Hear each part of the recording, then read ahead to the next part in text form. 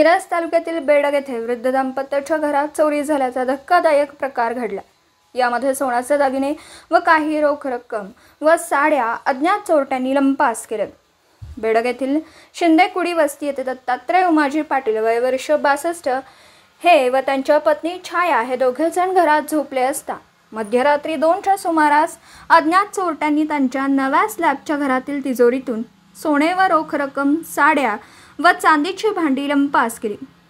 जुन्या कौलारू इमारतीत पाटील व त्यांच्या पत्नी झोपलेल्या असताना रात्री 2 वाजण्याच्या सुमारास अज्ञात चोरटे दरवाजे वाजवत असल्याचा संशय आला। मात्र गाढ झोप लागलेली असल्याने त्यांनी त्याकडे दुर्लक्ष केलं।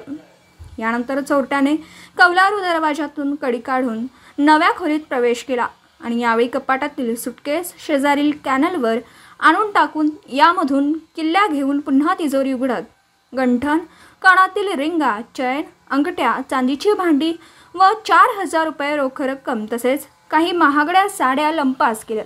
त्यात एकूण 7.5 तोळे सोनं, एकूण 4000 रुपये यावेळी पाटील यांनी गेल्याचं सांगितलं।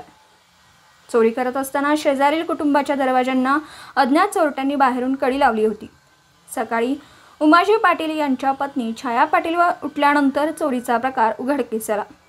त्यानंतर त्यांनी शेजारील कुटुंबातून लावण्यात आलेली बाहेरील कडी काढली। आधीही पाटील यांच्या घरात महिनाभरापूर्वी चोरीचा प्रयत्न झाला होता।